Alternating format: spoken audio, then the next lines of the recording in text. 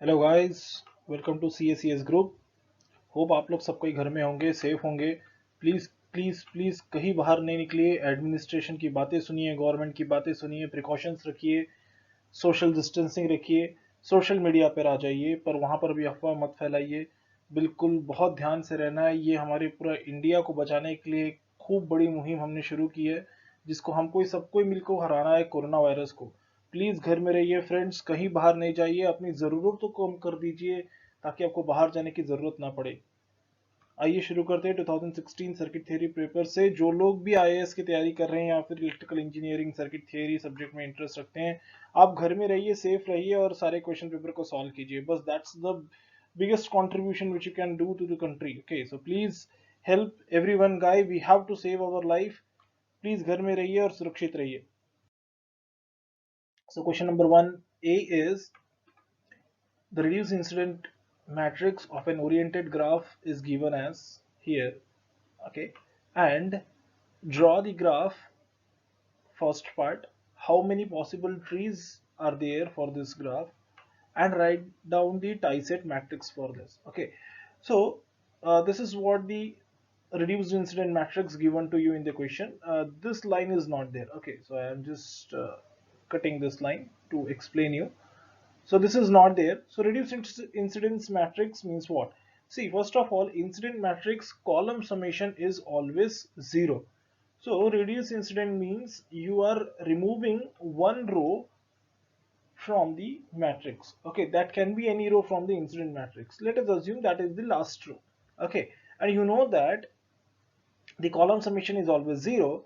So you can very well write down the elements of the last row. Okay, so let us see what I did here.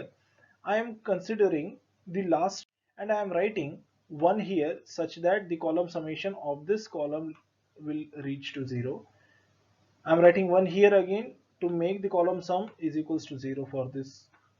I am writing 0 because already it is 1 and minus 1 in that column. I am writing 1 here to make this as 0, and here you no need to write anything, let it be 0 because it is already minus 1 and 1. Okay, so that's your complete incident matrix. Once you're having that, you can very well establish the oriented graph out of it. Okay, so how we can do that? Let me remove this and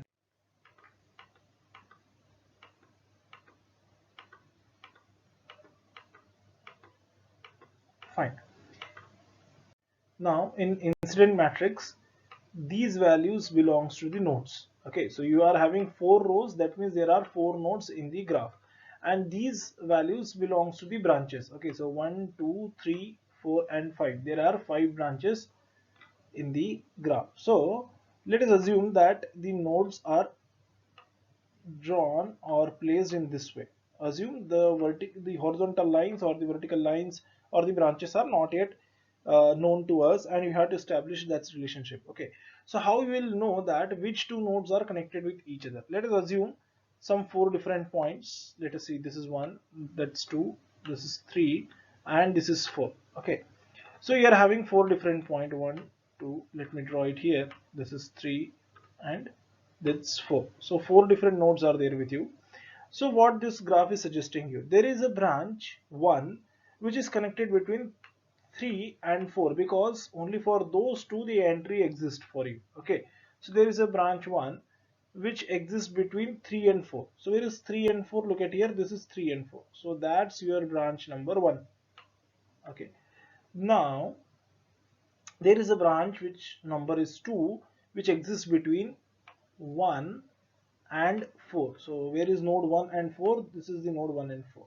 Okay, and that branch number is 2, so let's call this as a second number branch.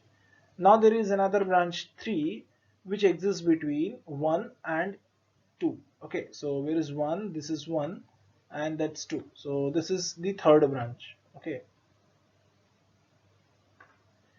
and there exists a branch between 2 and 4, and that branch number is 4. So where is 2 and 4? This is 2 and 4, and this is fourth branch. Then there exists a branch number 5 which exists between 2 and 3. Okay, so this is 2 and 3. So this is your incident matrix, sorry, this is your oriented graph out of the incident matrix, and this branch number is 5. Now how to utilize this sign? Please recall that nodal equation or KCL equations, the outgoing current are always considered as positive and the inward currents are always considered as negative. Okay, so let us start with the branch number 1. Branch number 1, for node 3 it is minus sign and for node 4 it is plus sign. So from the node 4 it is going out and to the node 3 it is entering. Okay, so from the node 4 it is going out and it is entering to the node 3. Okay, that's what is mentioned here. Please look at the graph. Now second number branch, for node 1 it is minus 1 and for node 4 it is 1. That means it is moving towards the node 1 and it is moving from outward of the node 4. So your node 4 is here, your branch number 2 is here, so it is also going outward with respect to the node 4. Similarly for the branch 4. Okay, look at here. So for this also the direction of arrow is outwards, and branch number 3 between 1 and 2, for 2 it is minus, for 1 it is plus 1, so it is moving in this way. Similarly for branch number 5 between 2 and 3, for 2 it is inward and 3 it is outward. Okay, so in this way this will come. So please look at this graph if you are not able to understand or see from this one. Okay, so look at here, this is the correct version. So first part is done, this is fine, this is done. Now next is how many trees are possible. So the number of trees are identified by matrix multiplication of A and A transpose, where A is the reduced incident matrix. Okay, so reduced incident matrix already given in the question. Take that one, take the transpose of this matrix which is here, multiply these two and take the determinant. So if you multiply these two matrices, you will end up with this matrix, a 3 cross 3. Take the determinant of this. If you take the determinant, it will come out to be 8. That means 8 different trees are possible from this graph. Now what is the last part? It write a tie set matrix out of it. So let us see in the next slide the tie set matrix. For that you can choose any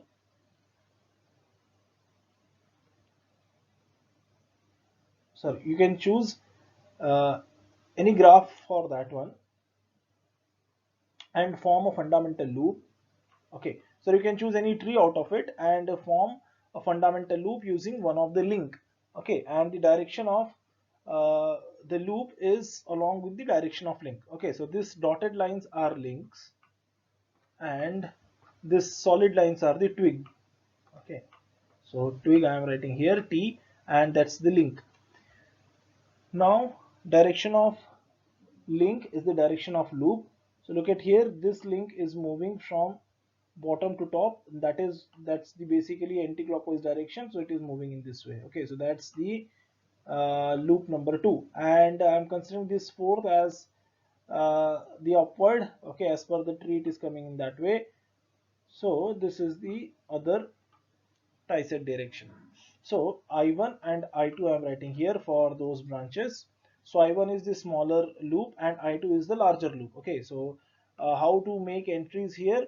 Whatever branch directions are falling along with the direction of link, please understand here, whatever the direction of branches you are encountering, if they are falling with the direction of link, then it is positive. If that are opposite to the link direction, then it is negative. So let us start with this. Please look at here, this is your I1 anti-clockwise direction and the branch number 1 is moving in a clockwise direction, right? So they are opposite in nature, hence the first entry is -1. Okay, branch number 2 is not at all associated with the loop, hence 0. Branch 3 is also not associated with the loop, hence 0 again. Branch number 4, it is having the same direction. Okay, this is what the branch, that's basically the link, hence it has to be +1. So that is what is written here, and branch number 5 is here, which is again in the opposite direction, hence -1.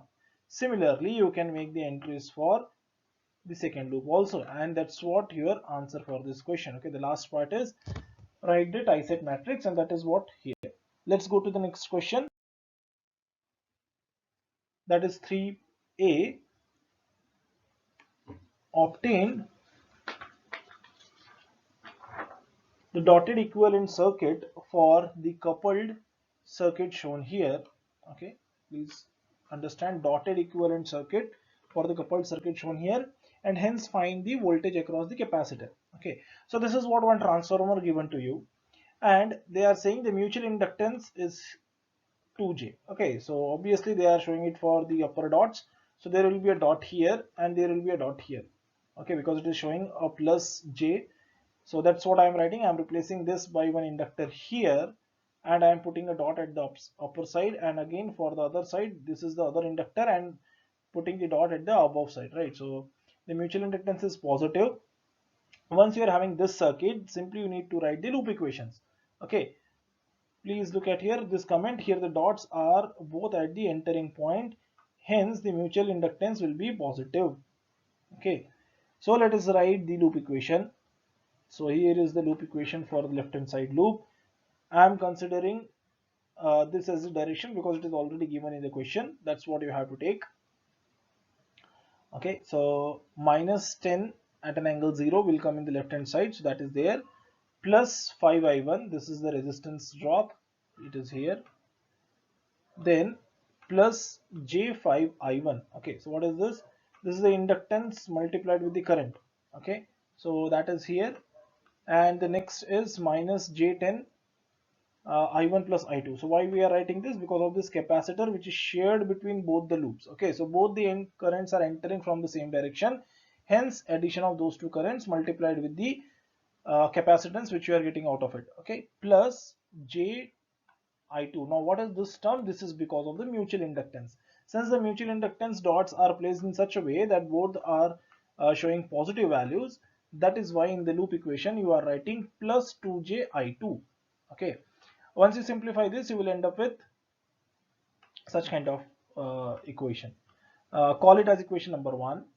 Next, write the loop equation for loop number 2 in the similar manner. So 10 at an angle 90 here, okay, is equals to 5i2 because of this resistance. Then 5ji2 because of this inductance here, minus j10 into i1 plus i2 because of this capacitor, plus 2j i1. Again, this is the mutual inductance term which is positive because of the dots. Okay, and if you simplify, you will end up with such kind of equation. Once you are having such two linear equations and two unknowns, you can easily solve that. Well, after solving these two equations, you will end up with i1 and i2 values. Okay, now what is the question? Let's go back to the question. Hence find the voltage across the capacitor. Okay, so current you have already identified. Voltage across the capacitor can be easily identified by multiplying minus j10 with i1 plus i2. Okay, so I'm adding these two currents here, multiplying with minus j10, and finally you will get 10.2 at an angle 24.3 degrees. Okay, that is what the final answer of your question. That's it for this 2016, guys. Next I'll be introducing for 2017, but I request everyone to please stay at home, be safe, and take care of yourself. Thank you so much.